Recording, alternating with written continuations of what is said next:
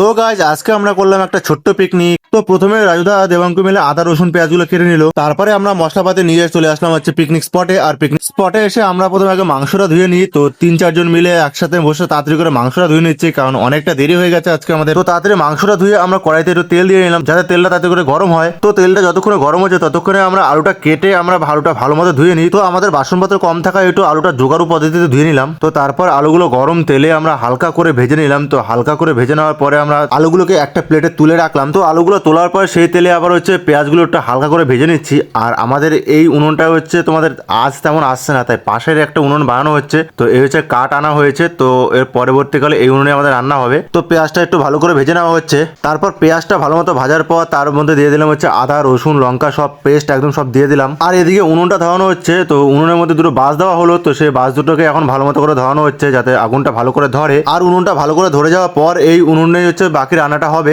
তো আগে উনুনটা ভালো করে ধরুক, তারপরে ওদিক থেকে কড়াইটা এনে আমরা এদিকে হচ্ছে এই উনুনে বসিয়ে দেবো। তো উনুনটা ভালো করে ধরে যাওয়ার পর আমরা এই উনুনে বাকি রান্নাটা এখন করবো। আর এই হচ্ছে রাঁধুনি রান্না করছে। তো মশলাটা ভালো মতো কষানোর পর আমরা দিয়ে দিলাম চিকেনটা। আর তারপর এখন আমি হচ্ছে উনুন থেকে একটু দূরে সরে এসেছি, কারণ হচ্ছে আমার মোবাইলটা পুরো হিট হয়ে যাচ্ছিল আর ক্যামেরার লাইটটাও আমাদের বন্ধ হয়ে যাচ্ছিল। তার জন্য আমি একটু দূর থেকে এসে আমি হচ্ছে ভিডিওটা করছি। আর আজকে ঠান্ডাটাও অন্যান্য দিনের তুলনায় একটু কম রয়েছে, তাই আমি একটু দূরে সরে এসেই আমি ভিডিওটা করছি, কারণ হচ্ছে গরম খুবই লাগছিল। তারপর রাঁধুনির অনুমতি ছাড়াই দিয়ে দিল হচ্ছে আলুগুলো। তো রাঁধুনি একটু রেগে গিয়েছিল, তাই রাঁধুনির আগে একটু আমরা জল ঢেলে দিলাম।